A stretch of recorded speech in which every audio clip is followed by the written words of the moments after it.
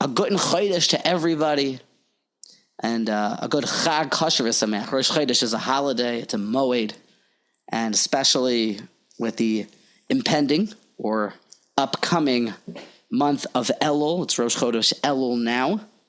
You can almost hear the signs or the sounds of the shofar. And with that, a little bit of a accelerated heartbeat. But we're all excited for Elul. I thought it would be important and quite helpful for many of us, including myself, to hear about how to maximize the month of Elul in a spiritually uplifting and empowering way, while also doing it in a healthy, not over anxious or despairing type of way. And there is no better man that I can think of. This holy person davens right behind me in shul, always there for free therapy.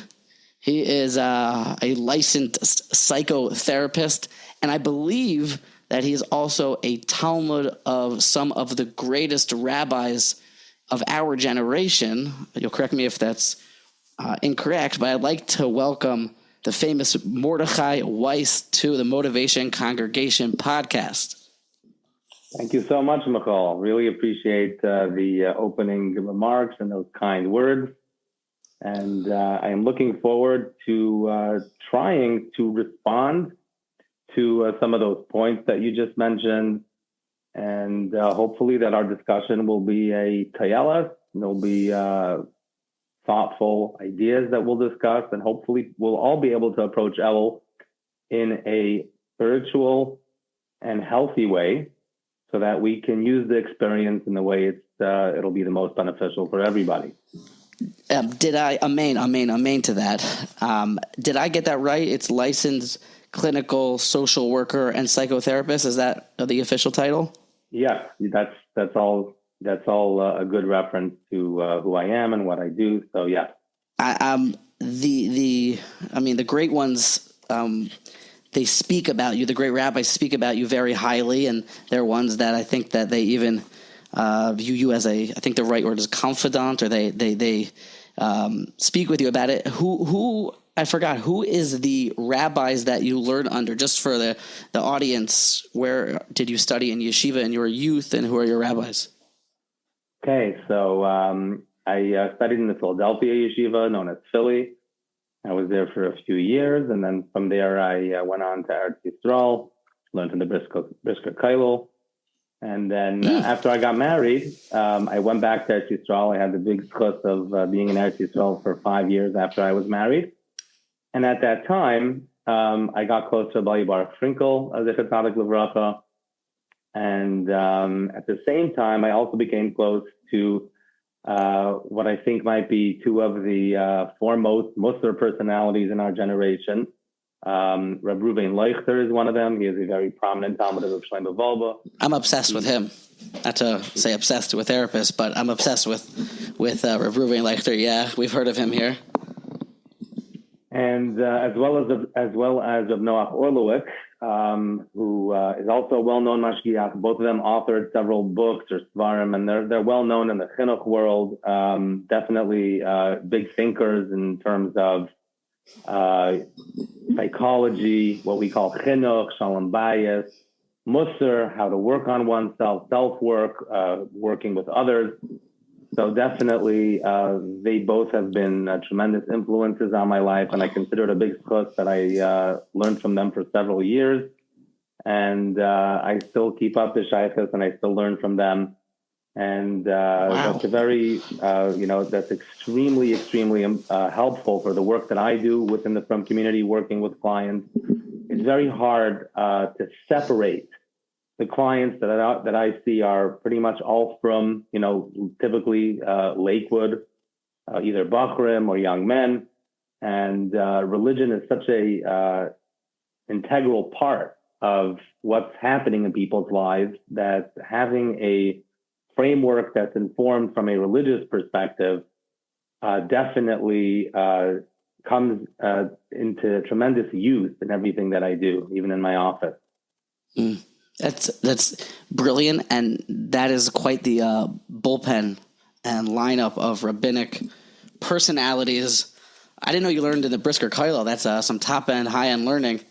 And you're in Kailo longer than I've been in Kailo, so let's hope that I can get past the 5-year mark. But I think you're the perfect man then for the job. I come to you holding a message of wanting help for myself and for fellow, as you call them, clients, fellow Bahrain Jewish youth, maybe even adults.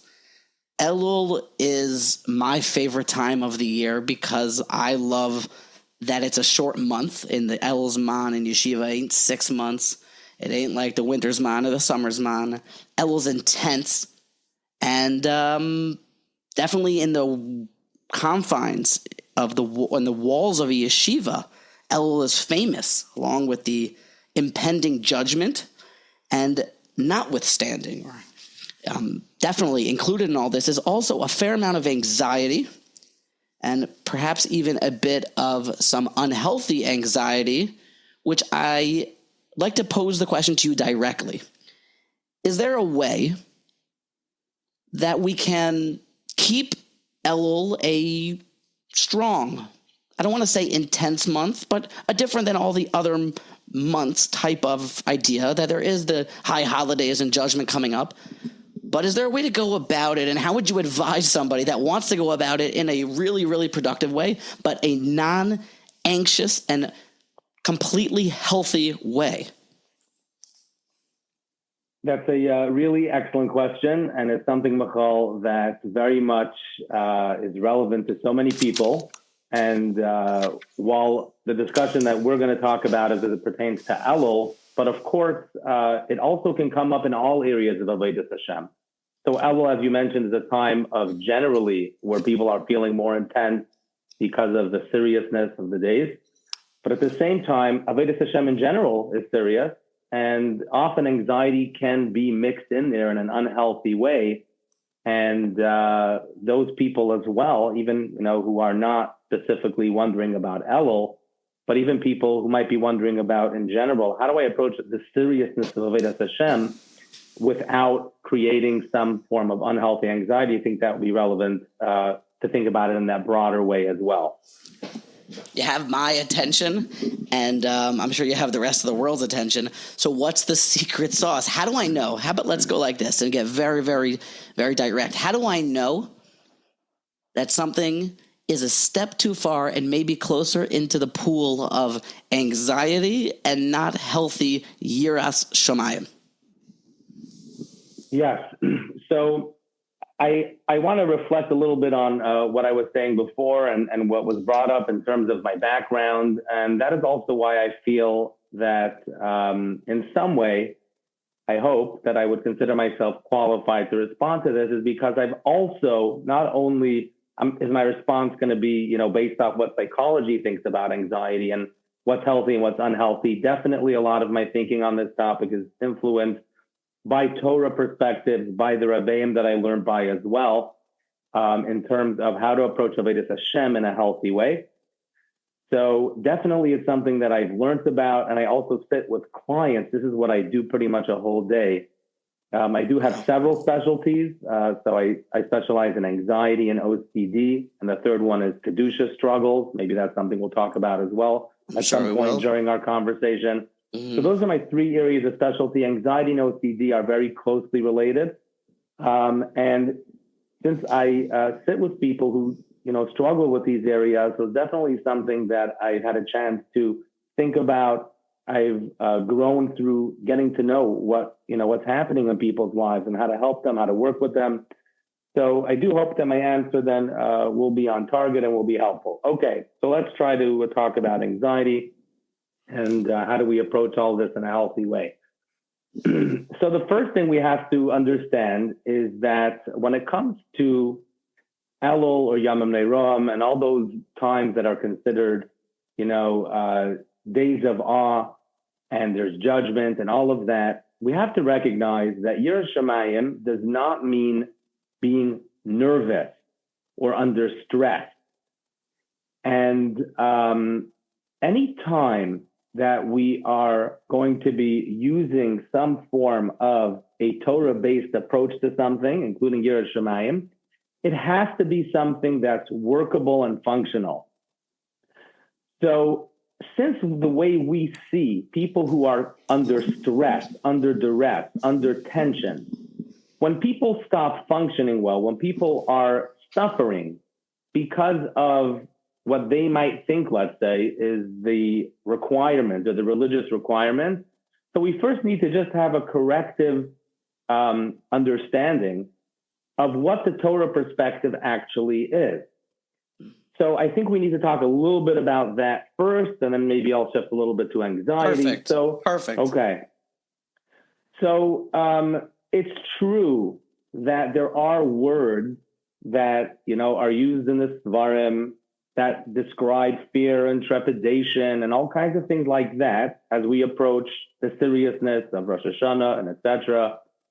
And while that is something that's important, but we have to recognize that the fear that they are referring to is something that is very constructive, something that can be used in a way.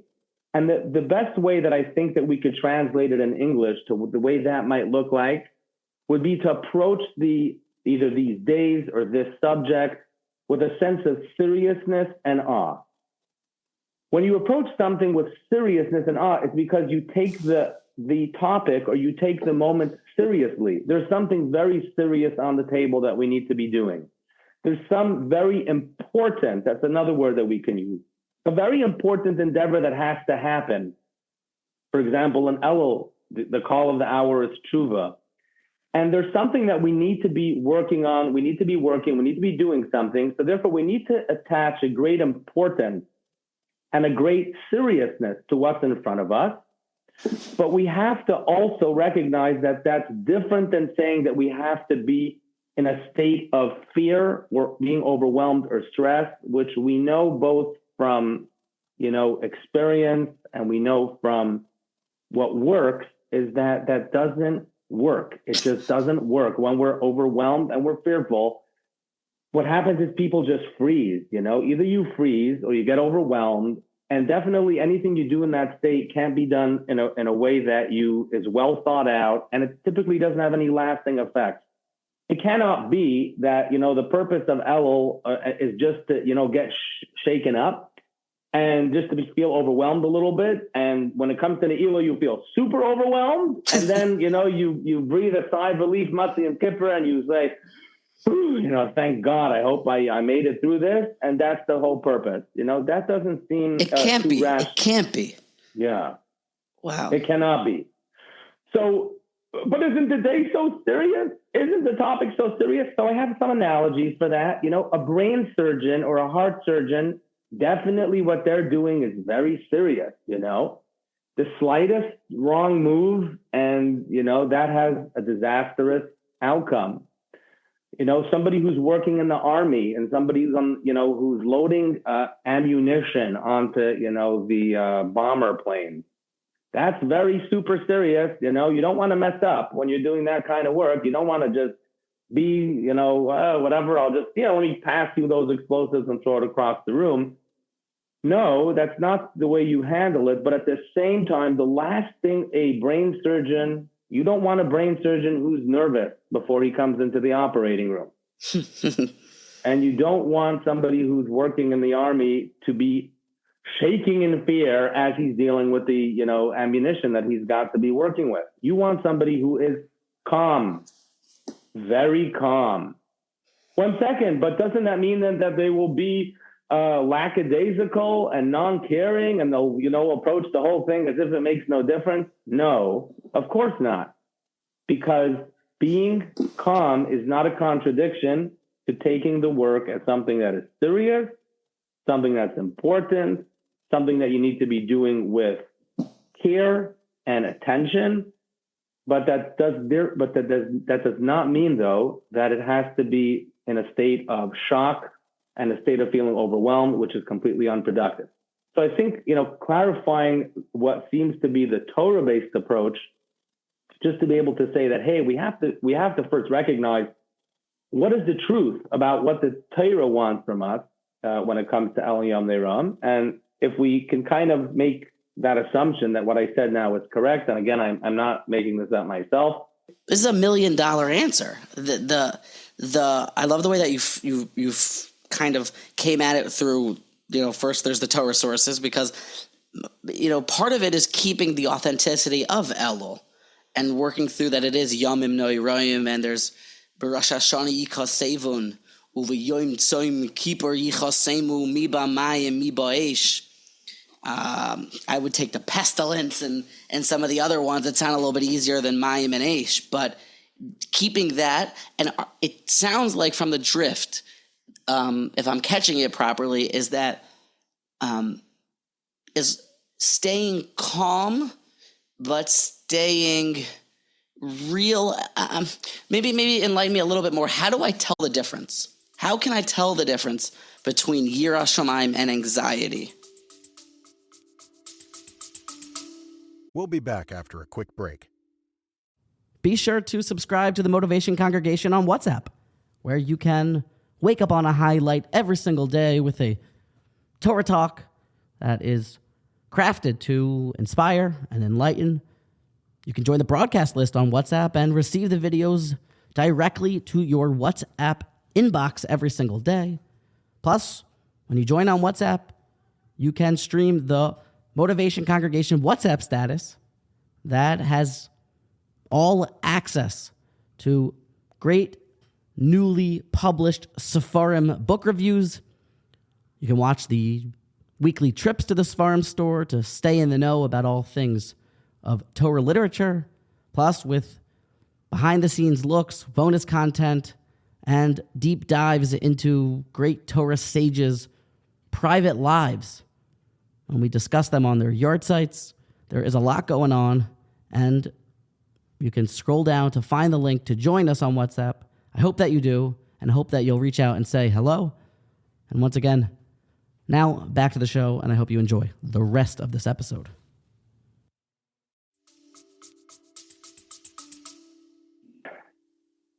If I'd have to say it in a few words, it's when we are being productive or we're being unproductive. I too learned in yeshivas where you felt that level of intensity, when it comes Yamim Neiram or when an Elul man. When you just start getting those butterflies in your stomach and you feel frozen and now you can't really do anything, or you're just feeling overwhelmed, or you hear some schmooze and you're feeling so overwhelmed from that, then that's a good way of knowing that there's really not much that's productive about this, and this is not going to be a productive form of Yiras Shomayim. Yes, it sounds like it's the same thing. It's fear of heaven or fear of God or fear of judgment.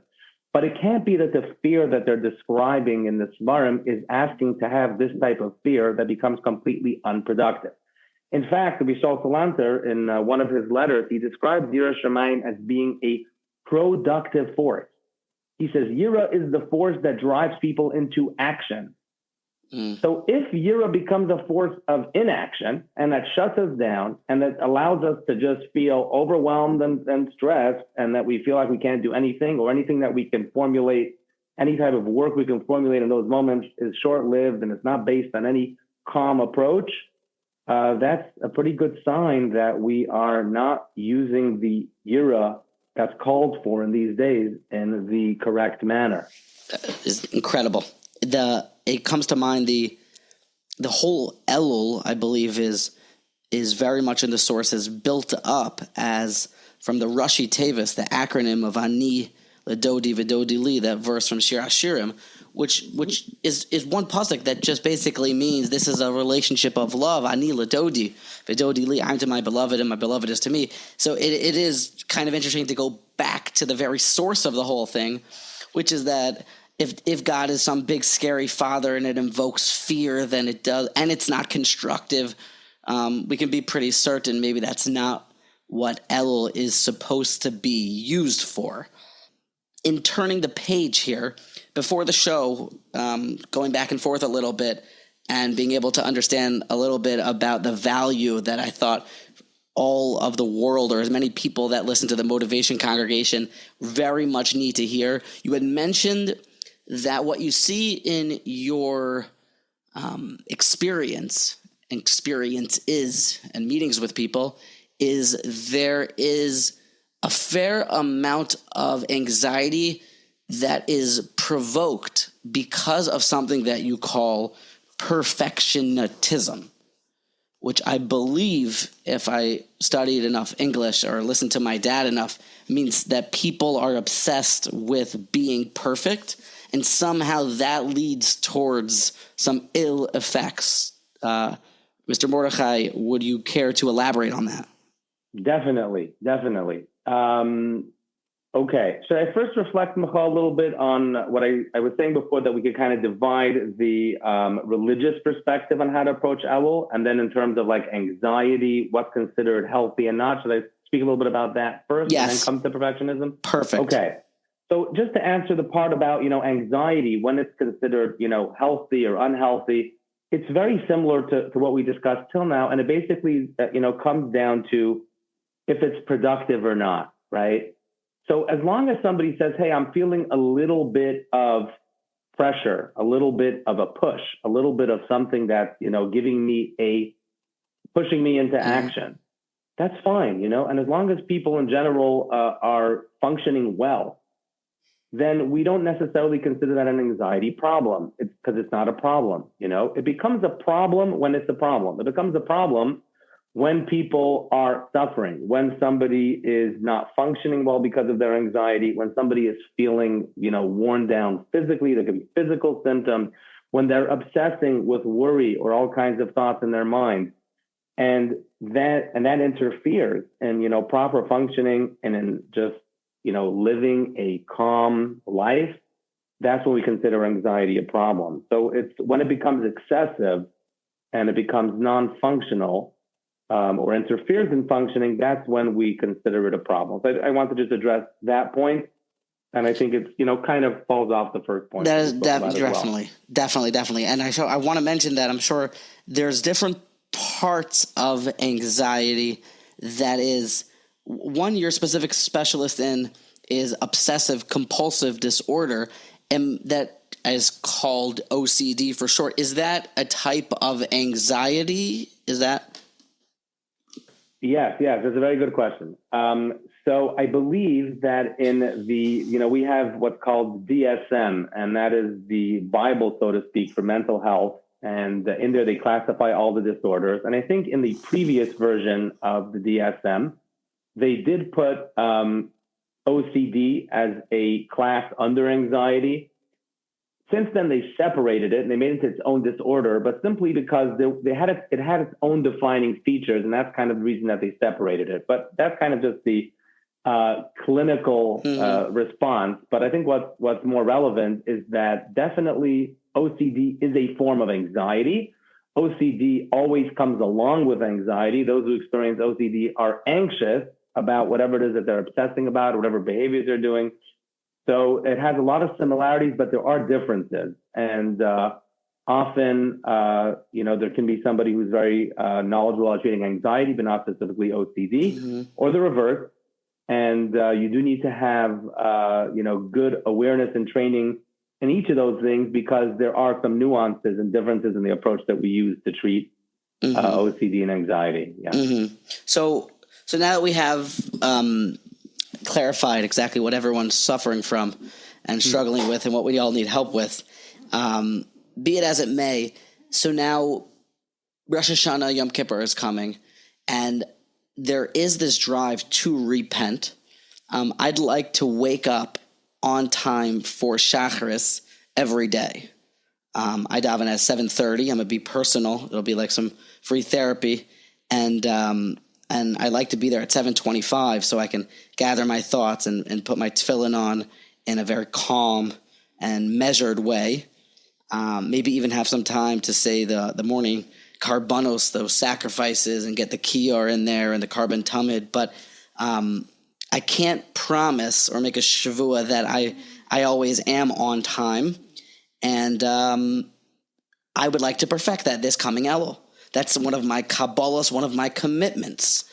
I'd like to be perfect at it, and I'd like to turn over or on the stop of a dime, stop waking up late. I know that ain't exactly how it goes about. In making a commitment to wake up on time and dealing with anxiety in this way, in dealing in the search for perfection in this way, and hoping to turn the leaf over. Could you advise me, Doctor, as to, or Mordechai, as to how to best go about this in the most healthy and productive way? We'll be back after a quick break. Just a quick pause here for some station identification. Thanks for listening to the Motivation Congregation podcast. Hope you are enjoying this episode. Be sure to like, rate, review, subscribe, all that good jazz. And definitely be sure to scroll down and check out the sponsors of the show and the sponsors of this episode. When you support them, you support the show. And thank you for your listenership. Thank you for your engagement. I hope you enjoy this episode. And without further ado, let us return to the scheduled programming.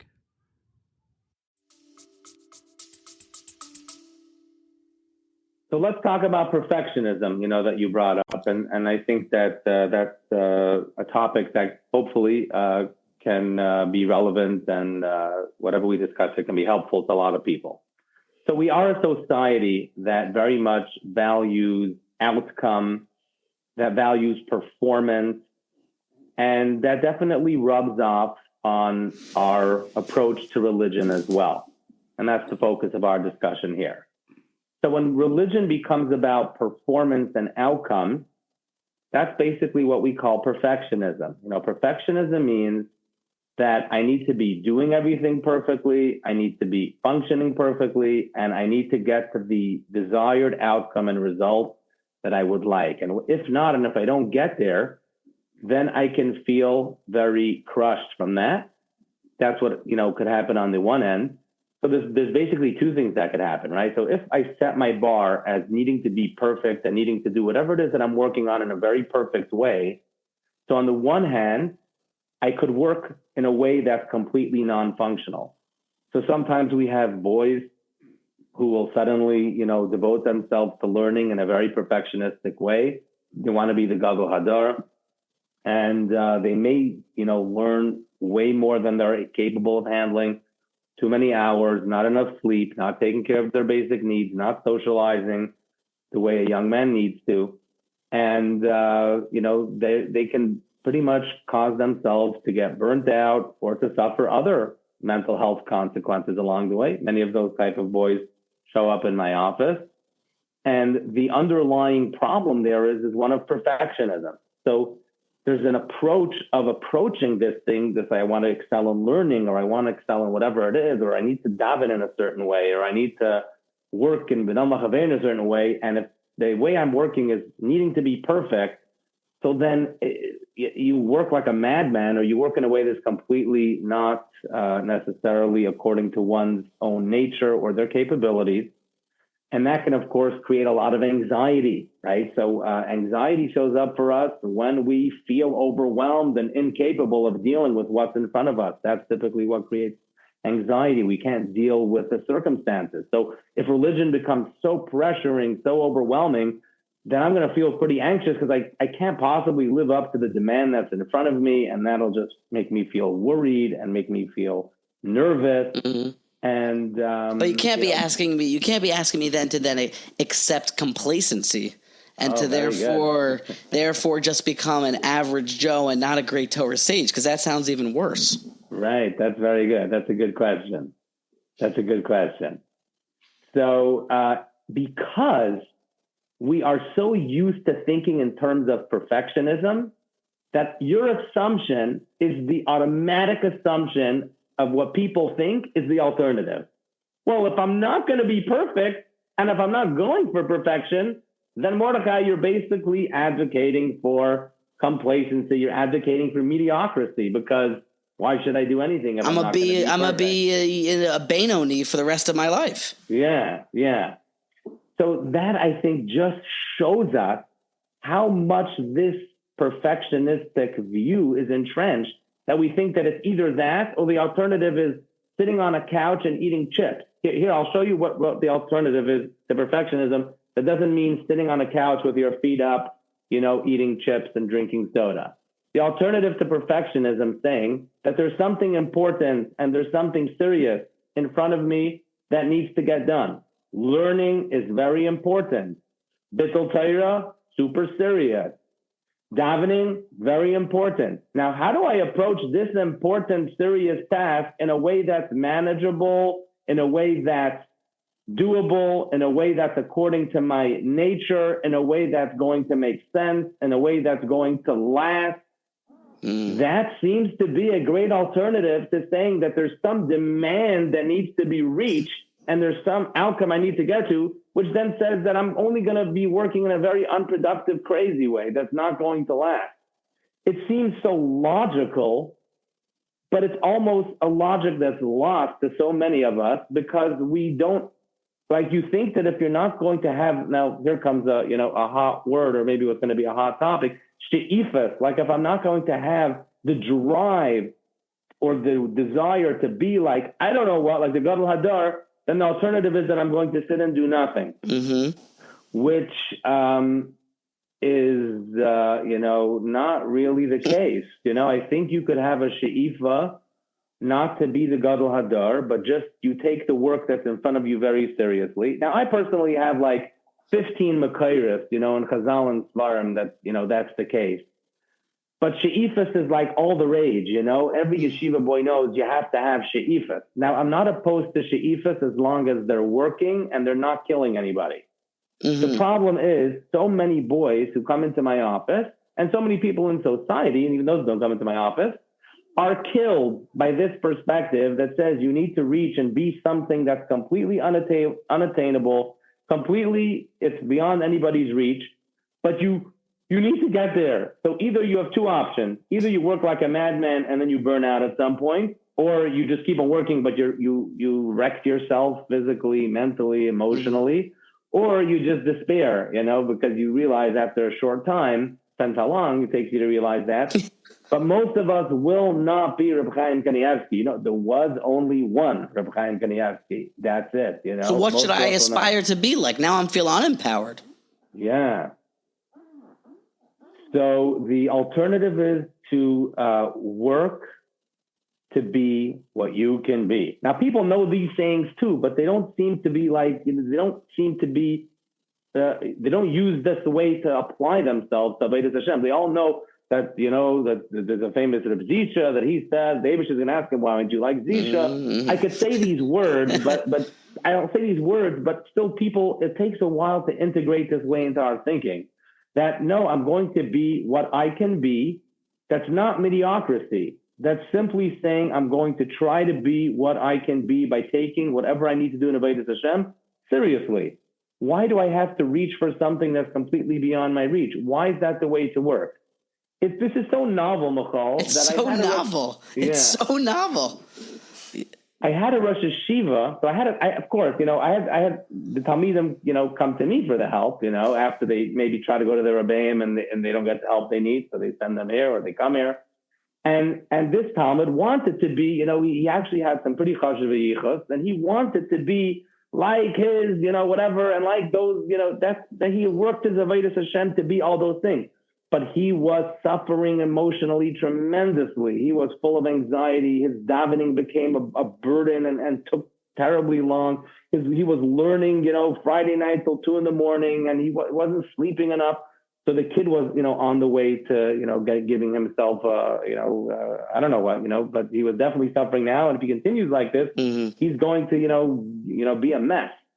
So they send him to me. So there's no way, and this goes back to what I said before, I need to be able to talk a perspective that pertains to Avodas Hashem to, to my clients. Because otherwise, no one's going to listen. He's not going to listen, right? Won't be helpful. What am I going to say? Don't be anxious because it says in, my psychology books that you have to, be calm and that you shouldn't work in a way that... No, but the Torah says, don't you know that you have to work with she'ifas? The Rambam says we could be as great as Moshe Rabbeinu. Right, very good. You have all the Makayos. So I know all these Makairis, it's a good thing, but I also know all the other Makairis, right? So I have to speak to him about it. I have no choice, I don't have a beard, but I have a beard inside. Very nice. Yeah. But I have to be able to speak to them about how do you approach Avodas Hashem in a calm way. So I do have to talk about she'ifas, and I do have to tell the kids some of what I'm sharing with you here is that I try to have it as a discussion. Don't like tell them, but I have a discussion. How do you approach this? Does this make sense? That makes sense. And I have to try to let them know that you could approach Avodas Hashem in a way that you're not giving up one drop of effort or one drop of seriousness.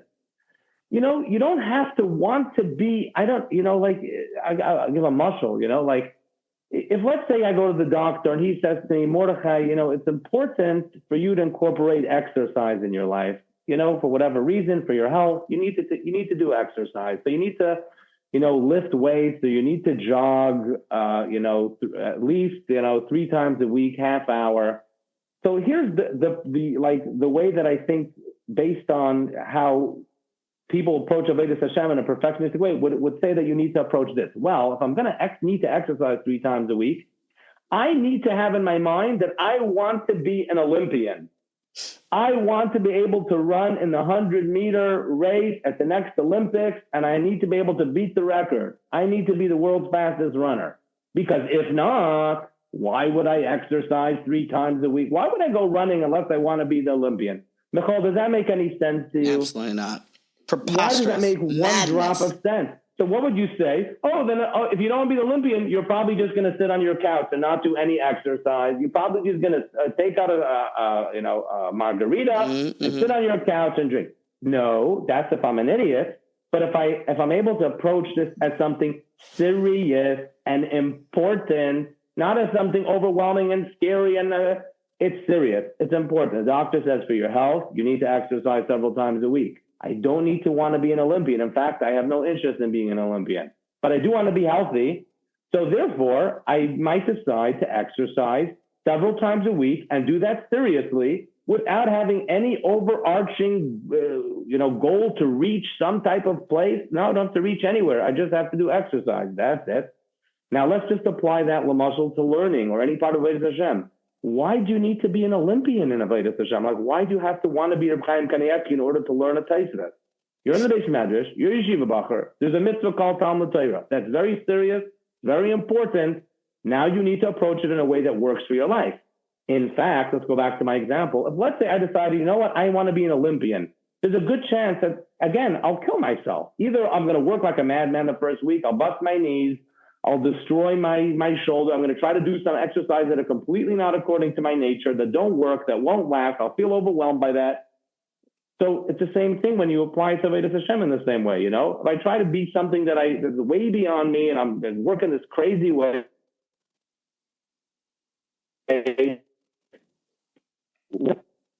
I'm back, right? So why do you have to be that way? What's wrong with approaching it by saying, let me take this seriously, and I'm going to find a way to approach this demand in a way that works, in a way that's going to last, in a way that I can do it calmly. That has nothing to do with she'ifas. That's just saying the topic is important. There's something serious that needs to be done. There's a demand. The Eibishter demands it. You don't have a choice, It is so, I'm sorry to interrupt you. It's so eye-opening because it rubs me the wrong way so intensely. And I think that's why you get paid, to rub people the wrong way and tell them the truth. It's a lot of fun. and yet the more you say it, though, the more it sinks in as hey, I think you're onto something here. There's just coming to mind also so many sources. Actually, working it back towards the Torah sources, I'm pretty sure that's how Rabbi Elchanan Wasserman learns that Rambam, that every person can be as good as Moshe Rabbeinu in his own potential. And I'm sure that once we have this piece of Chachma, dare I say emes, then it probably works and sings like a song that's shot in so many of these Ma'ir Makomos. And probably can't we say that we could judge that this is correct because of the results that it produces? You would agree with that, wouldn't you? That basically when people adapt this, not accepting of mediocrity, but this, it's like barf when I'm saying it, or vomit. I don't know what the right way to say it is, but this lowering of their aspirations then they become a better servant of God. Is that true?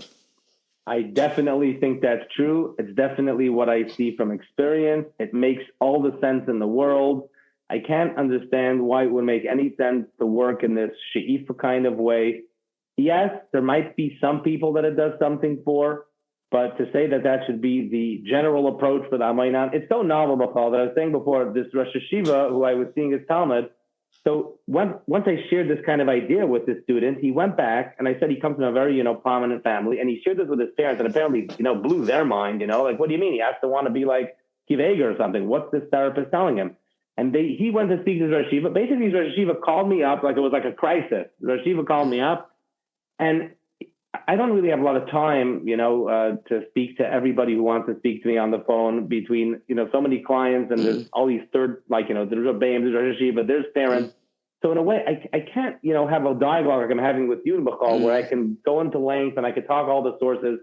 So simply I have to, say to the Rosh Hashiva, like I was trying to say to him what I'm saying to you, but in a much shorter version. Like he was saying to me, like, what kind of talk is that to tell a bacher in yeshiva not to have she'iva? Mm-hmm. But the reason that he was, so taken aback by that is because the automatic reaction to that is that, oh, so you must mean to be saying to this boy that he should be sitting on a couch. Like that's obviously what you're saying. They don't understand, that there's a way to approach. It's so novel, but it's so sensible that it's surprising that it should be novel, but it's so sensible. Everything that we said till now, just approach something in a workable way because it's serious and it's important. What do you add on by saying to strive for something that's way beyond your abilities? Like, what is it? Tell me how it helps. What does it do other than create nerves? Mm-hmm. Mm-hmm. So it kind of falls into the next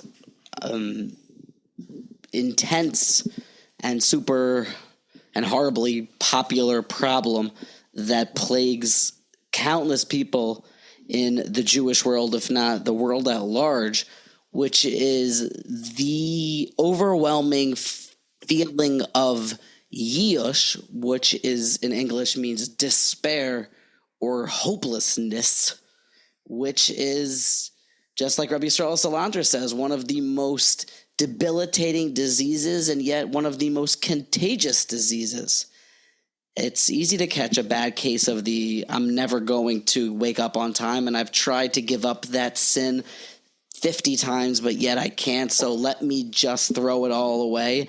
I have a feeling that these two things go hand in hand, but to point the question directly at you, how does one deal with the hopeless reality that with Elul coming up, it'll probably be just like every other Elul, that I want to wake up on time, I want to give up that sin.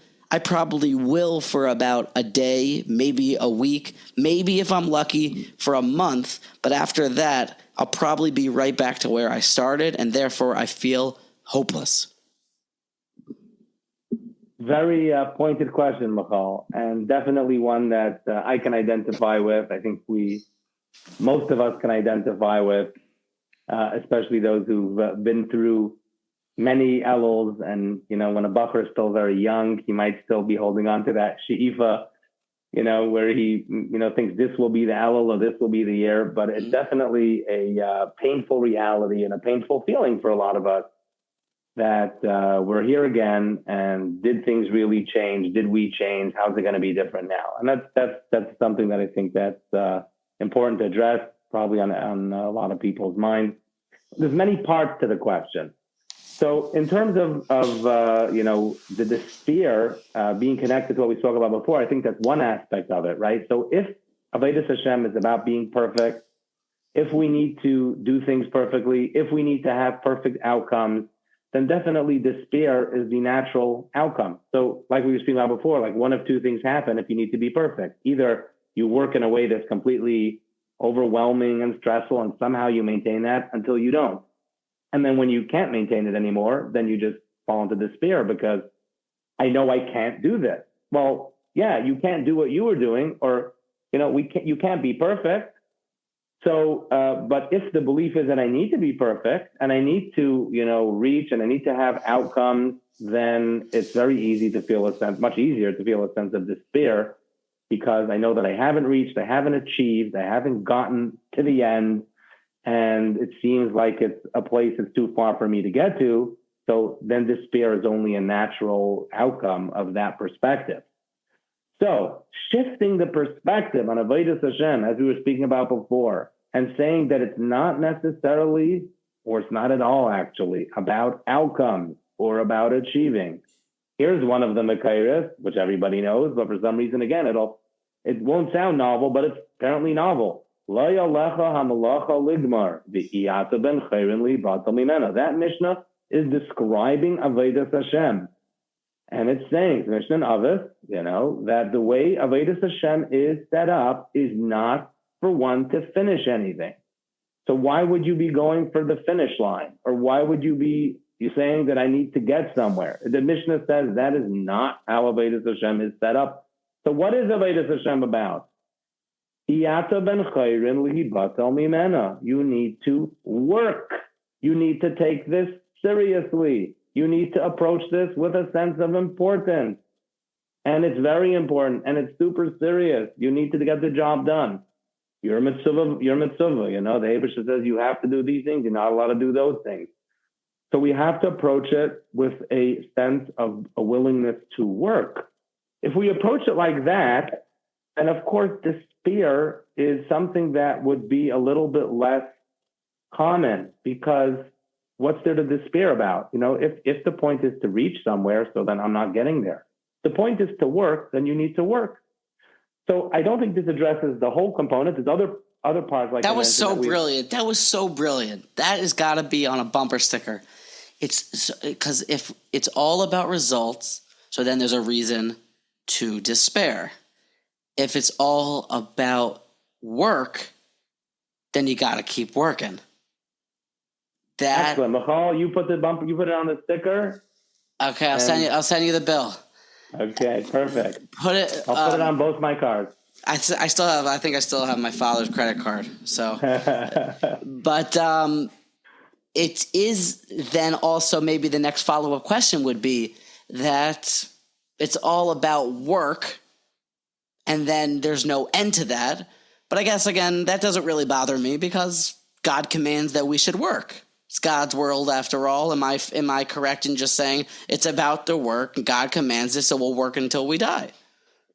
It definitely will require a big shift in perspective for most of us, because we are so used to having an outcome achievement-based perspective. As we mentioned before, it's the world we live in. We value outcome. The American dream, it's about reaching some, end game, getting to an outcome. We honor and we value people who look to us, what we call success or being successful.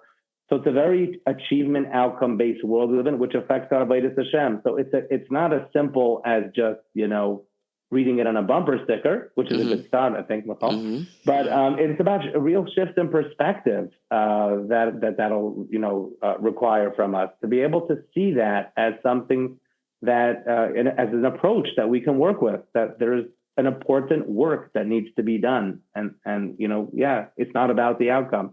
It's not. There's definitely more that we could talk about in terms of how to work in a way that can be helpful and in a way that can, help us feel less despairing as we approach these days. But I think that's an important perspective to talk about. I have a couple other pressing matters I think need to be dealt with, and we can't keep you too late here.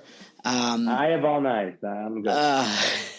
I guess you can wake up with, you can come, I get my 2-year-old at, when she wakes up at 6 a.m. I don't know if that's going to work, but there's a couple matters that I hope that you can solve for me and for the rest of the world here as we're solving the world's problems here on the late night edition of the Motivation Congregation podcast. And that is, it isn't exactly mentioned. I can't even think of any source off the top of my mind. But you had also mentioned this and before we started recording, the idea of patience in the steiging, in the growing, the idea that while I do pray, I just noticed this when we have a new month, we inaugurate it with a Birchas HaChodesh. We say we should be blessed for a long life. It always bothered me that we should be blessed for a long life, even though we're only praying for only 1 month. I'm not really sure how that goes together, but it definitely feels like the idea would be that there is some sort of longer life or this amount of this deep-rooted, patient, elongated, healthy type of idea that's behind that. I'm not sure if that made any sense or not. But the patience idea, I can't think of any sources about it, but you are a big believer in that Yiras Shomayim and that Torah and mitzvos and Elul should be done patiently. Yet Elul is only 1 month. How do those two combine for a beautiful, God-fearing cocktail? Yeah, good question. I think it really boils down to a lot of what we spoke about, It just makes sense to approach something with patience. And it does require that shifting of perspective, that we have work that needs to be done. And all work happens, slowly. You don't plant seeds in the ground and then come out the next day and see whatever you planted, fully blooming with, if you planted a fruit tree, you don't see those seeds you don't see the fruits the next day. You have to be patient. Whenever growth is involved, whenever change is involved, we can take a good example from the way growth happens in the natural world. The pasuk says, "Ki Adam eitz hasada," and the Svarim all speak about there's a comparison there. And the way growth happens is very slowly and one day at a time. And, it's not something that happens overnight. We have to be willing to approach our Avodas Hashem in the same way. And, again, if you're a brain surgeon and, you're going in for a 15-hour surgery, let's say, you have to work with patience. You don't want to work with, a sense of, billable, or I need to get something done already, or you got to approach the thing patiently, So even though there's a lot of, like you said, Elul is very serious. There's 40 days. We have to reach Rosh Hashanah, then we have to reach Yom Kippur. The smartest way to do that is to go through it patiently. But here's where, the natural way that people think is that now we're saying, oh, so you should be mediocre about it, or you should say, well, whatever happens, happens, because I'm just going to be patient. No, that's like, again, going to that other extreme. No, it's very serious. Do the work like a madman. There's only 40 days. Mm-hmm. Yeah, we definitely have to remember that it's very serious, and that, you have to chap the chatzitzer, like they said in Yiddish, from Elul. I don't think they meant being nervous or overwhelmed. They meant taking the job seriously, but patiently. What else should you do? Mm-hmm. Patiently, by the way, means that we have to be open to falling. Sometimes the wind comes along, and sometimes, your little plant, turns this way or that way. It doesn't always. Sometimes you have to prune it a little bit. So growth happens through falling. It's not such a novel idea, but it may sound novel. Sheva yipol tzadik v'kam, and I think that we take that as a b'diavad. That's why it sounds novel. Like we read that thing and we have a little bit, I think, of an introduction to that pasuk. The introduction goes like this: really, you're never supposed to fall. Really, if you're a good person, or you're a tzaddik, you never fall. But Shlomo Melech wants to give you some chizuk, so you shouldn't feel despair. So he says to you, by the way, if you fell, you should get back up, because, the tzaddikim move forward. That's not what it says by me in the pasuk. By me it says, that's the nature. Sheva always means that's the nature. 7. It can be more than 7. That's good. You always, we fall. That's what we do. There's no perfection. And if we can remember that, and we can recognize that doesn't have to be, therefore, a way that would say, well, then we could do whatever we want. No, it's a way of not falling into despair.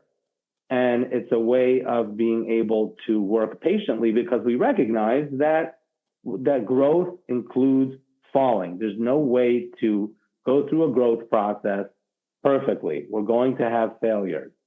So we need to be patient, and we need to be able to get back up. And it's much easier to get back up if you have a healthy perspective about what this job of Avodas Hashem is about. Is there a way to make it a healthy, let's say I want to make a commitment. Let's talk about commitments. Let's talk about Kabbalos for a second. That's a big part of it. Having something that you do consistently every day. I'm going to take on as a new commitment. I'm going to wake up on time. I'm going to wash Nagelwasser next to my bed. I'm going to kiss the mezuzah every single time. Maybe that'll be an exposure exercise, even though I'm afraid of the germs as acrophobia. Is that what that's called? I don't know what. Whatever. Maybe. Okay, forget that. I'll stay in my lane. Germophobia. I'm going to stay in my lane there. But how can I commit to something, stay patient with it, but yet still hit certain benchmarks that the commitment still stands and holds water? I was hoping you would ask a question like this, and I think it's super important. I don't know how much time we'll have to address it, but I definitely would like to share a few points. So I think that the commitment factor, right, and being able to keep a commitment, and part of what our experience tells us is that we don't follow through, and our commitments don't last. And that goes back to the despair that you mentioned earlier that we tend to feel because, hey, the commitment I made last year doesn't last. So how do we make good commitments? How can we make commitments that last? What do we need to do to make that work? Just to illustrate the challenge, just a little short story. Mm-hmm. So I mentioned I was living in Eretz Yisrael after I got married. And I used to end up sometimes in a shul with quite an interesting, eccentric rabbi who used to speak there, at various times. And it was in Elul, before Rosh Hashanah, I think, before Yom Kippur, somewhere in the, in the high holiday season. And he got up and he basically said a whole speech about how teshuvah is impossible. There's no way to do teshuvah. It just doesn't work. There's no way for us to be able to do this. I've been there before. I've done it, and it just doesn't work. And there's really nothing that you can do about it because, let's be honest, we all, fake our way through this time, and we try, and it just doesn't have any lasting impact. Mm-hmm. So there's basically no way to do it. And his only saving grace to that was like the kind of, his point to say, okay, so what then? He said, well, at least we have a little bit of an upheaval in Elul. And in that way, we save ourselves from major punishment. There's such an idea mentioned in the chinuch, that Yom Kippur comes along to forgive all the verse, because if everything would collect up without end, the vinous would be so much more than the schuyas, the world. Right. Yeah. Right. So that kind of cleans the slate a little bit, but of course it doesn't really work. And when I heard this, the question is a burning question, definitely. But I was at the same time terribly, terribly, disappointed that that's the only thing that you can offer people is basically despair, So that's your selling point. And it also really bothered me that the Torah, speaking about teshuvah, upcoming in one of these parshiyos. So yeah. So it's painful. It's so painful, Michal, because we experience it as something that's impossible. The rabbi was simply speaking what so many of us feel, and as you mentioned, it just doesn't work, it doesn't work. So, but the Torah says it's simple, So how do we approach this in a way that works? How can we do something with our El? How can we do something with our Yom Ne'ram? I don't have the foolproof answer, but I have some suggestions. Okay, good. Yeah, because the cameras are zooming in, the microphones, the volumes are fully up, and we are all ears. Please save us. We'll do my best. So I'll try to save myself first, and hopefully through saving myself, I'll benefit. I hope that we are in there too. Yeah. Okay. So you can't start with everything. Okay, so you can't change. This is also something that should be pretty obvious. Only a young boy, at the start of his journey, comes, I'm going to become the next gadol. It doesn't work that way, okay? So if we have problems in our Avodas Hashem, in our mitzvahs and our averos, if we have certain averos that we struggle with, certain mitzvahs that we struggle with, you can't work on everything at once. You can't approach everything at once. That just doesn't work. So what do you pick? Okay, there are some guidelines for that too. Usually you should try to pick something that you feel is either a super hard struggle for you or a super important mitzvah or a super important avera or something that can have more of an impact on your life if you work on this as opposed to if you work on something that has less of an impact. Sometimes people pick I'm sorry to say, silly Kabbalah, things that won't really have any lasting impact, but you feel like you're doing something. It's not really, adding so much to one's Avodas Hashem if they, will say... Commit to cutting their fingernails according to halacha.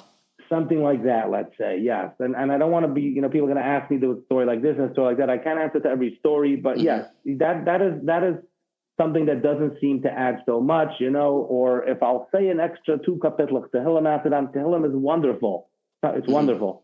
But these are not, things that are necessarily going to create a change. Teshuvah means that we have to have some type of returning. Different mindset, different attitude, right. Yeah, exactly. So we have to go to things that are going to be a little bit more personal, a little bit more influential in our lives, in the way we approach Avodas Hashem. Okay, so that's in terms of how to pick something, how to work on something, either where we really struggle or things that'll be a real big change for us, or things that are super important, which for so many people, there are a lot of the same things, We all could learn better. We all could daven better. We all struggle with certain things.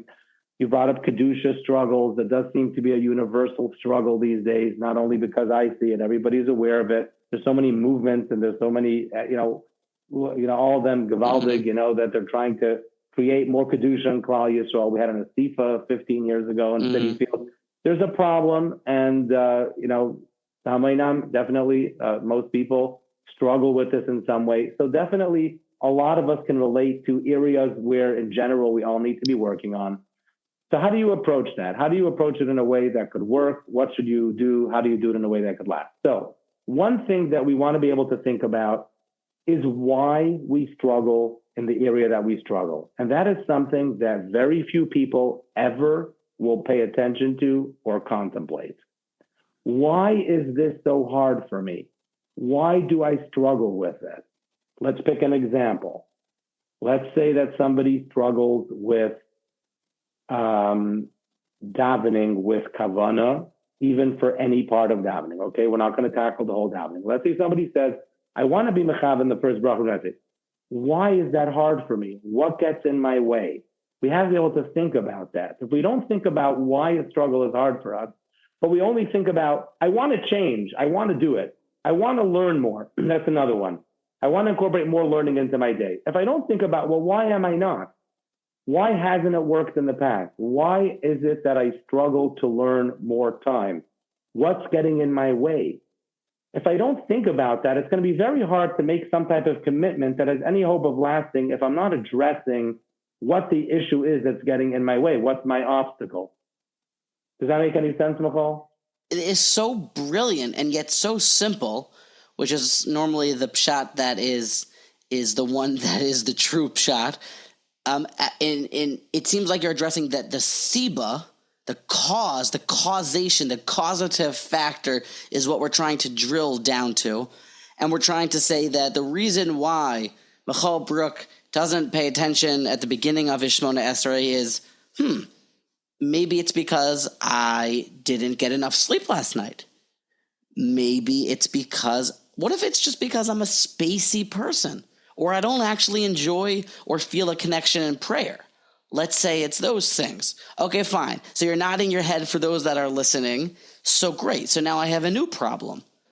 Well, I have two problems. One is I'm not sure which one is actually the causative factor. And number two is, okay, what to do about this unknown subterranean issue. Yeah. So I was nodding because you said so many plausible factors that could get in the way of concentrating by davening. There could be somebody who's not sleeping enough. Well, then, that should give you some indication about what you need to be doing. If you make some commitment to be davening better, you have to include with that some possibility of sleeping enough, if that's possible. Otherwise, you're not making a good commitment. Otherwise, maybe this isn't. If you have babies and you work the night shift, maybe you can't work on this right now in your life. But if you can, by recognizing that what's getting in your way is fatigue, you have obviously a better way of addressing it. If you recognize I'm a little bit spacey, I tend to space out. Okay, what can help you stay focused? Would it be maybe deciding that part of your commitment to Muhammad the first bracha is putting your finger on the first bracha, each word? Don't worry about what people around you are thinking, you know? You point, Baruch Ata Hashem. I tried it myself. It works pretty well because you are literally creating the focus by putting your finger on the place, and the word is literally, you know, like jumping right back at you, you know? So that could help if you recognize that this is what I can do, because for me, it's about focus. Another example you said, Michal, was maybe I don't have an appreciation for tefillah. Maybe I just don't know what this is about. Well, guess what? There's a million svarim that were written on tefillah. Find one that resonates with you.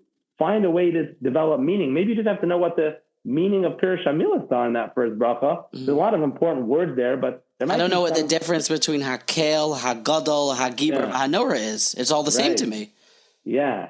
So the truth is that, you know, sometimes it's not necessarily knowing the distinct meaning of each word, but sometimes just having an appreciation for the concept, which is behind the bracha, which is enough for kavanah, by the way. You know, you don't have to think each word how it's different than the other. I know that that could be a little bit of a kick for people who like reading a million perushim on each word, especially when it comes to Yamim Neiram. But it's more about understanding what this bracha represents. You know, what does the bracha of Avos mean? You know, what is this about? You start with Avram, Yitzchak, and Yaakov. You end up with Umezi Goya. We're talking about, you know, the Geula of Mashiach coming.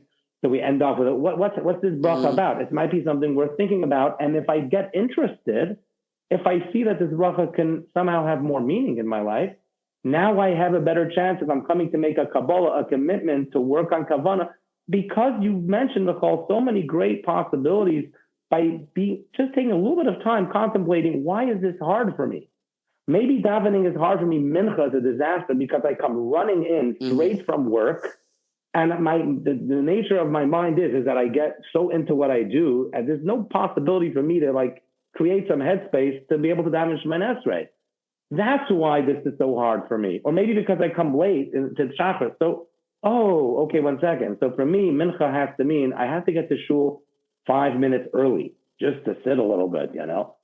That would be another example of, by recognizing what's getting in my way. And we just spoke about davening, but we could speak about so many things. This davening is like a mitzvah, a positive thing. Learning, something gets in my way of learning. Something gets in my way by Averis. There's a reason why I struggle with Kedusha. Yes, even if we say it's a universal struggle, but there's something about it that for me makes it difficult. There's something that I am looking for. There's something that it's doing for me that making it very hard for me to just make a commitment and say, I'm not going to do it anymore. I'm going to stop. Well, why do you do it? What speaks? By the way, Michal, this is all a Mishnah. The Mishnah says in Avos, have a mechashev, hefsid mitzvah keneged schara, uschar avera keneged hefseda. Here's what that means. Hefsid mitzvah keneged schara means you have to think about, what am I losing out when I do the mitzvah? And then what do I stand to gain by doing the mitzvah?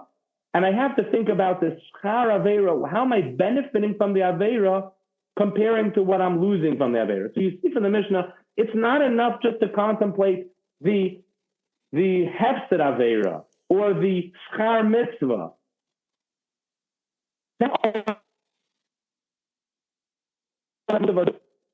That's all that most of us do. We basically just focus on why I need to be doing, the schar mitzvah or the hefsed avera, without focusing on, well, why is there a schar avera? What is this avera doing for me? And what is the hefsed mitzvah? What is the mitzvah? What is the part that's difficult for me in this mitzvah? If you don't think about that, well, then you're ignoring the Mishnah's advice to how to work on your Avodas Hashem. It's the whole point of the world, even that's audacious claim, but it seems like our entire job, according to the Rambam in his book Mishnah Torah, in I believe it's chapter 1 or 2, when he advises as to how to come to the love of God, is to contemplate Torah, God's wisdom, God's world, and learn about it. But it's ultimately to then say, what's the cause of all this? What is the root? What's driving this? Rabbi Yerucham and the Musar sources, they're very much into only fools get stuck at just the outcomes and the results. but smart people understand why things are happening. Avram Avinu sought until age 40 to figure out what is the cause behind everything and going a step deeper. That's leaping to mind. I'd like to take this to the PG-13 hour of the show as we tick here past midnight. So I guess we can put a little pause here for any parents that are listening or anyone else that maybe the content wouldn't be suitable for them. I don't imagine we'll get too off the rails here, but content hopefully that will be helpful to people.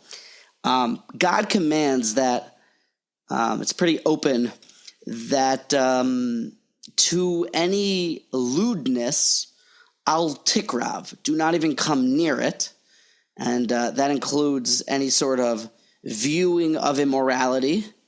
And it definitely includes any sort of touching of immorality or all of the other plethora and bevy of sexual sins, immoral sins. You're an expert in this area.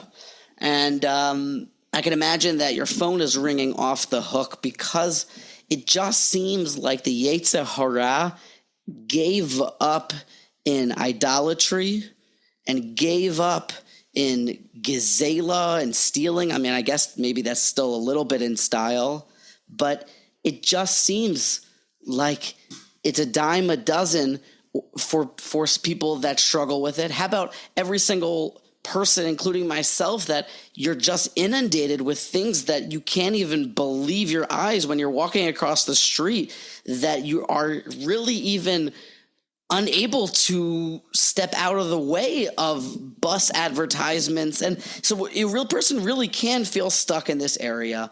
When you couple that with that, this is something that nafshay shel adam is something that it's a natural desire in a person. This tanks spiritual growth faster than nearly anything. Is immoral, arayas, lewdness. How do we help ourselves during Elul? How does a person go about it? Someone walks into your office and says, I am just a well-meaning, good person, and I watch things I shouldn't watch or do things I shouldn't do, and I wish I could stop, but I can't. Please help me. What do you say? Wow. So very, very difficult topic to address in a very short kind of way. And as you mentioned, something that I think a lot of people can identify with, but let's talk about it a little bit. So I think that in short, a lot of it would be connected to what we spoke about earlier. And this is definitely something that I address with my clients. And that is that we also have to go back to what we spoke about before again, about being able to approach this in a way of work, not in a way of only success and outcome, especially as the problem is so prevalent, as the problem is so all over the place. And for somebody who already struggles with it, to have the thought that I'm going to be able to completely get this out of my life and stop cold turkey, and I'm never going to have any failings, that is completely unrealistic, and it's not going to work, and it'll only bring on despair when the person, has their first fall, or when they recognize that the challenge is too big for them to overcome. So one of the most helpful things that I share with my clients is actually, I can share it. It's a short little saying that I heard based on a story. So here it goes. So Rav Noach Orlowik, who I mentioned before, I heard from him that when he was learning as a yeshiva bachar, so this goes back probably 60 years ago or so, he was learning about Victor Miller. I'm not sure where the story took place, which yeshiva. I imagine it was in Reb Chaim Berlin, where Victor Miller was the mashgiach there. And one day, Reb Noach Orlowik, his chavrusa comes in, and he confides to Reb Noach. He says to him, my Yetzer Hara is driving me crazy. It's just too much. I don't know what to do anymore. And he was referring to this Yetzer, the Yetzer Darayas. So Reb Noach said to his chavrusa, he said, listen, why don't you go ask Rebbe? Maybe he'll have a suggestion for you. So he goes over to Victor Miller, And Victor Miller is sitting there, and this Talmud leans over and he says, Rebbe, I don't know what to do. My Yetzer Hara is driving me crazy. I just don't have a solution for it. So Victor Miller looks up at him and he says, don't worry about it. The first 100 years are the hardest. I'm not sure what to do with that. I've kind of myself.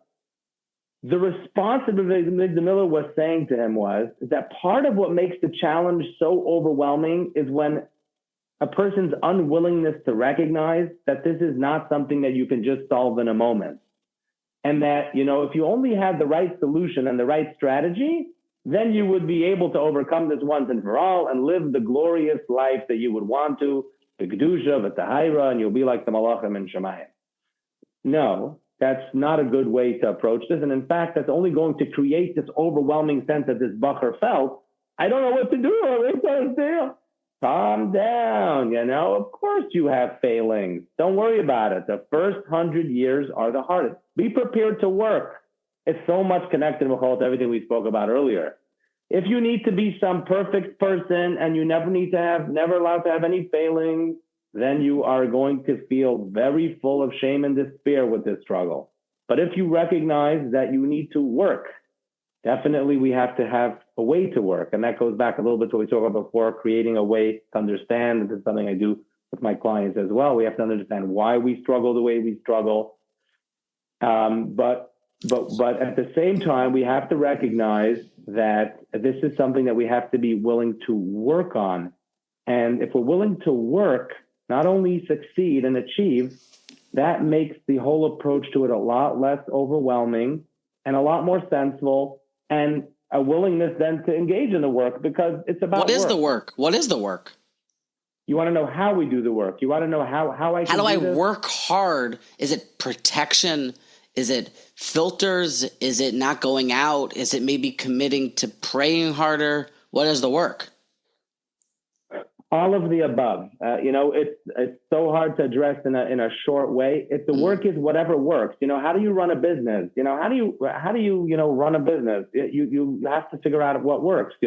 Sometimes this works, sometimes that works. Avodas Hashem should be run like a business, lahavdil. Sometimes this works, sometimes that works. But definitely, when you're running a business, you can't sit on the couch and do nothing. You can't be overwhelmed. Oh my gosh, I have bills to pay at the end of the month. How am I ever going to get there? And it's so hard. You have to figure out some strategies to create a good business plan and a good way of working, not a way of reaching $10 million. You don't have to want to be the world. You don't have to want to be Elon Musk or Jeff Bezos in order to work in your business. This is another good example. I have to have a she'ifa to be like Jeff Bezos, then I'll work in my business. Otherwise, why would I get up and go to work in the morning? That's absolute foolishness. No, because you have bills to pay. There's something very serious and important that needs to get done. So you have to figure out how to do it. But now you ask me, Michal, how do I do it? So there are different strategies. And for Kedusha, what are the strategies? How can you work on it? It really depends on what the person's particular struggle is. And yes, you have to incorporate a lot of different things to help people who struggle with this. What are some of the ways that we help people who, who have a struggle? How can you approach this in a way that works? You have to find something that resonates with you as to why you want to work on it. And this also goes back to speaking about commitments in general. So one point we made about commitments earlier was to find the reason why something is hard for us. But now that we found, let's say, why something is a struggle for us, the second half of it is what the Mishnah calls, the benefit, the schar mitzvah, like what can I get out of doing this that would resonate with me? So if I decide to, for example, just work on Kedusha simply because it's wrong and I don't want to do it, and even if I understand, why I have a pull to it, but now I don't introduce any reason or anything that resonates with me for why I would like to work on this, then that's going to be a very difficult challenge because I have nothing that's fueling my drive or my energy to work other than that I don't want to be doing this. Or an example of what I want to be doing, let's say, when it comes to Kabbalah, I just want to do it, but I don't have anything that speaks to me. But remember earlier when we spoke about davening, we said some solutions about go with something that works, right? So for Kedusha, for example, finding a reason why that might resonate. I gave some examples earlier about, let's say, work, doing exercise. If all I knew was that I need to do exercise because the doctor said I need to do exercise, it might fizzle out pretty fast. But if I could attach in my own mind some reason why that's important to me, let's say I value my health and I value being around for my family for a long time, and I can link my exercise with being healthy. Mm-hmm. So then now I have a very strong reason why, even if it's 12 o'clock at night and I'm, finishing off my late show here with Michal, by the pleasure of speaking to, I might still change into my jogging clothing and go for a jog, even though I'm not so in the mood, because the idea of exercising resonates with me in my life, because it has some importance and some meaning in doing it. So going to Kedusha, it's very difficult to give an example that'll resonate with everybody, but let's give one, okay? Let's say somebody who's married struggles in the area of Kedusha. There could be some ideas that might motivate them and resonate with them to say why it's helpful for them to work on Kedusha, because it adds, for example, to a healthier relationship with their spouse, which they value. That could resonate. When I don't engage in something that's a contradiction or something that's going to interfere, and recognizing that interferes with my commitment to my wife or my ability to relate to her in an appropriate way. Or I can recognize that it's about loyalty, and that's something that resonates with me. If I find some way to approach my commitment in a way that it resonates, that's the word I'm going to keep on using, I'll also have a much easier chance of getting it done. I want to just sum up, Michal, like 3 points that I want to make in terms of commitment. The one is to recognize why something is difficult. Once we understand that, as we spoke about earlier, it'll be a lot more simple to now find a way to address what we need to address in terms of the Kabbalah, the commitment we want to make. The second point is to find on the flip side then, well, why it's difficult, but now why would I want to do it? What could resonate about davening for me? What could resonate about learning? Why is learning important? I know now why it's difficult for me for all the reasons that, we didn't mention, but there could be many reasons. Okay, why is it important now? Why would I want to devote another half hour a day to learning? There could be different parts of Talmud Torah, the mitzvah of Talmud Torah, that speak to me personally. When I connect a part of that to my commitment, when I connect my own interest and something that would be interesting and motivate me, that gives a far more impactful and lasting Kabbalah, because now there's a reason why I would keep it up, even come Purim time, even come Hanukkah time, because it still makes sense to exercise even 6 months after you see the doctor, not only the next day. If it's all about getting all scared and nervous, doctor says you need it for your heart, so you have to exercise. I get all nervous, so you'll jog for a week, and then you'll say it's too hard. But if you say, you know what, health is important, my family's important, my life, that could keep up 6 months later also. I connected some idea that resonates with me, and therefore I could keep up this commitment, and it'll keep on going. But here's the third very important point: doable, practical. This is something that I think people probably heard before. You can't make a big commit. You can't commit to going jogging every single night. That's not going to last. But maybe you could decide, 2 to 3 nights a week. You can't commit to davening the whole Shemay Esrei b'kavanah, even if you understand why davening is hard, which was point number 1. Even if you understand, and now something about davening resonates with you, and you got point number 2, you're not going to keep that up for the whole Shemay Esrei, You're not going to be able to learn an extra 5 hours a day. You're not going to be able to completely. Now with Kedusha, with a lay it gets very tricky. Mm-hmm. So we can never condone doing negative things, but we have to be practical about how to work on it. I could talk more about that. I know it's very late, but the third point was doing it a Kabbalah, a commitment that's practical. If we put these 3 things together, when it comes to commitment, I've tried it myself. You can have a much far lasting impact, much beyond, Matzah Yom Kippur, beyond Sukkot, even beyond Hanukkah, even beyond Purim, if you understand why you struggle where you struggle. If now you make a effort to add on something why this resonates with you, why you want to do what you're doing, why you want to work on this mitzvah, why you want to work on this avera, and to make a Kabbalah that's very super practical, that you do have to put an effort, like you can't sit on your couch, whether that's 10 minutes more of learning, whether that's first bracha of Shemay Esrei, whether that's doing X, Y, and Z when it comes to Kedusha, what you're going to do specifically practically. It has to be very practical. If you do that, Michal, nothing is guaranteed in life. We're not perfect. We might have some failings along the way. Actually, we'll definitely have some failings along the way. But, but I think that can be helpful. It's super helpful. It's like I'm jumping out of my skin type of helpful. You're going to try, Michal, and I'm going to see you in Shul Purim time, and you're going to say to me, if, some of the ideas we spoke about and some of the things that maybe you try, that you might say to me, this is the first year. Well, not you. I know you're a perfect guy.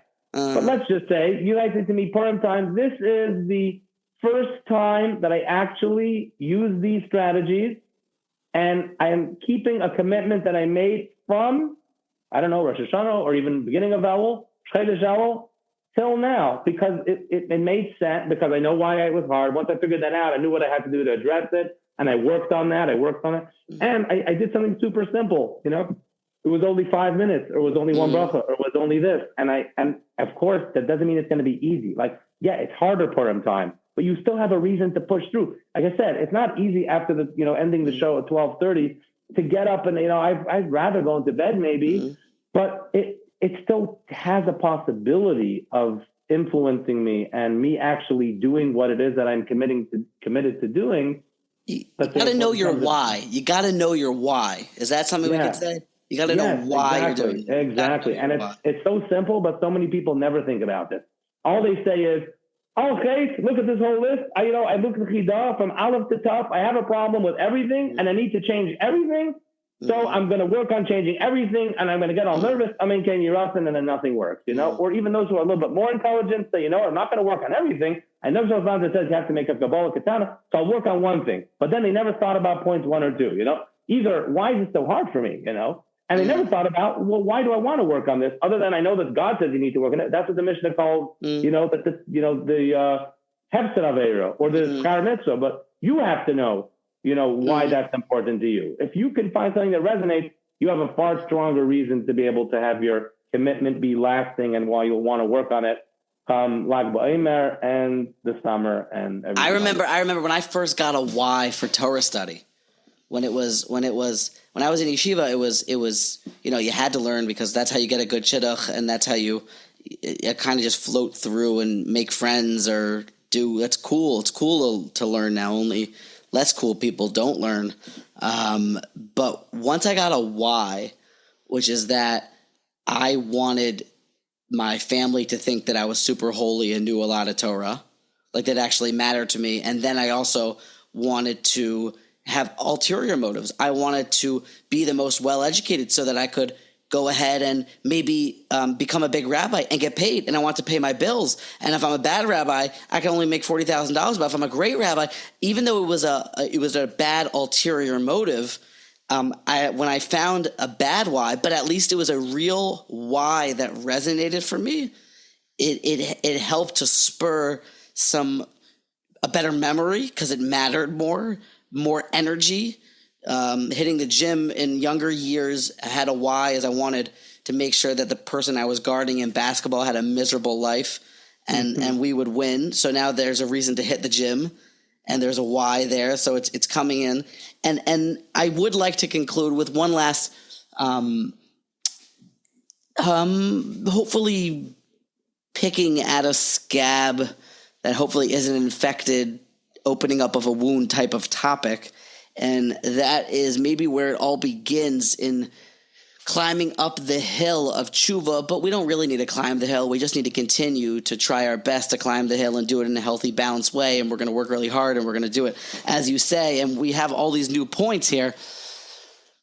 But first you got to remove your shoes because the ground is holy. Rav Dessler writes that you got to be honest with yourselves. Moshe Rabbeinu's first step is there's a removing of your shoes. You have to have the boldness and the courage to be honest with sins, to be honest with shortcomings, to have the honesty to say, I struggle here, to have the halachic understanding of saying vidui, Rav Hirsch explains, because you need to audibly admit and not quell the self-righteousness or masquerade that we put up. I don't know if that made any sense, but we have to be honest with ourselves of certain shortcomings we have. But when we're honest with ourselves and when we look back, that can bring back some past demons and also bring us down and chain us to the bottom of Mariana's Trench. So I think that's the deepest trench in the world, the lowest sea level. But how do we, in a very healthy way, look at our past and be honest with our mistakes and still attempt to climb the mountain of teshuvah? I promise I'll let you go after this. I promise. Silas Chacham Chati Tshuva, it's really what does that mean? What does that mean?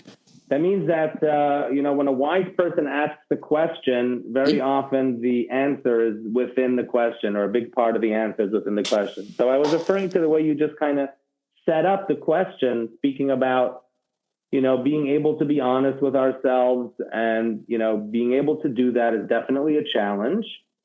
And, it's something, though, that will be easier if I'm going to keep on referring to everything that we kept on saying here tonight.